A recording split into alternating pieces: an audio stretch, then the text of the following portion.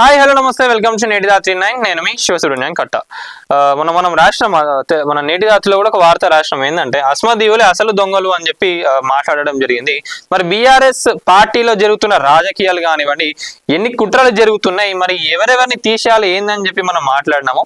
Episode wise గా ఏ కాన్స్టిట్యున్సీలో ఏ జిల్లాలలో ఏ నాయకులు ఎట్లాంటి పనులు చేసిండ్రు, బీఆర్ఎస్ పార్టీని అసలు అధికారంలోకి రాకుండా చేసింది కాంగ్రెస్ పార్టీ కాదు, సొంత పార్టీ రాజకీయ నాయకుల వల్లనే బీఆర్ఎస్ పార్టీ ఈ రోజు అధికారంలోకి రాలేకపోయింది.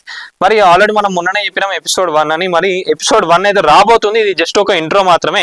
నియోజకవర్గాల వారీగా బీఆర్ఎస్ నాయకుల బాగోతాలు అని చెప్పి మనం చెప్పడం జరిగింది. ఎపిసోడ్ 1 కి సంబంధించి ఇది ఒక ఇంట్రోనే.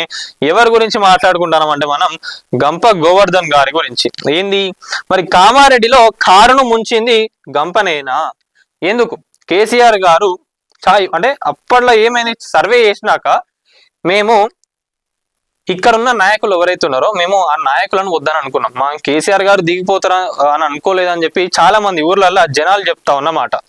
మరి ఇక్కడ కేసీఆర్ గారు నించున్నప్పుడు కేసీఆర్ గారు ఎందుకు గెలవలేకపోయిండు? అక్కడ అంటే ఇద్దరు ముఖ్యమంత్రులు ఆడికెళ్ళి పోటీ చేసిండ్రు. రేవంత్ రెడ్డి గారు చేసిండ్రు, కేసీఆర్ గారు చేసిండ్రు.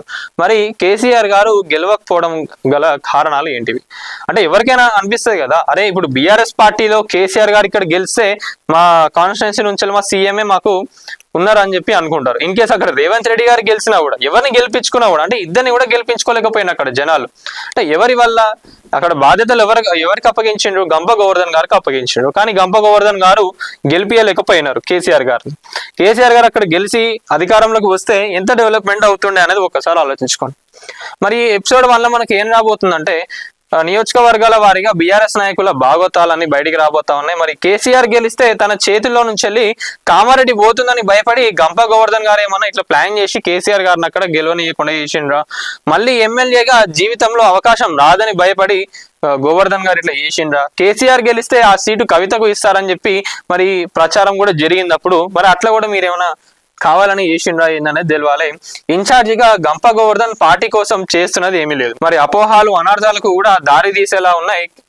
దానికి ఏది కూడా నిదర్శనం అంటే కామారెడ్డి నిదర్శనం అని చెప్పి మనకు ఒక ఎక్స్క్లూజివ్ స్టోరీ అయితే రాబోతున్నది. ఇది జస్ట్ ఎపిసోడ్ 1. 7 నుంచి మొదలు పెట్టుకుంటే మనం తెలంగాణ రాష్ట్రంలో ఉన్న అన్ని కాన్స్టిట్యున్సీస్ లో ఉన్న నాయకులు ఏమేం చేసిండ్రు, వాళ్ళ భాగోతాలు ఏంది, వాళ్ళు ఈ రోజు బీఆర్ఎస్ పార్టీని ఎట్లా నాశనం చేసిండ్రు, సెకండ్ క్యాడర్ని రానివ్వకుండా ఎట్లా చేసిండ్రు, ఇంకొంతమంది రాసలీలలు ఏంది, వాళ్ళు చేసిన లంగ రాజకీయాలు ఏవైతే ఉన్నాయో అవన్నీ కూడా ఒక్కొక్క ఎపిసోడ్ లో రాబోతున్నాయి. మరి ఎపిసోడ్ 1 కి సంబంధించి మనమైతే ఇక్కడ యూజ్ చేసినాం. మరి పూర్తి కథనం కూడా మన నేటి రాత్రిలోకి వచ్చినాక మనం మళ్ళీ ఒక వీడియో చేద్దాం.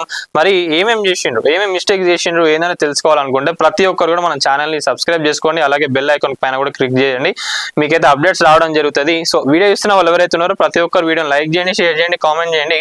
అలాగే మన నేటి రాత్రి 9 ఛానల్ని సబ్స్క్రైబ్ చేసుకోండి. Thank you. లేటెస్ట్ అప్డేట్స్ కోసం మన నేటి ధాత్రి ఛానల్ని సబ్స్క్రైబ్ చేయండి. అలాగే మీకు నచ్చిన వీడియోని లైక్ చేసి షేర్ చేసి కామెంట్ చేయండి.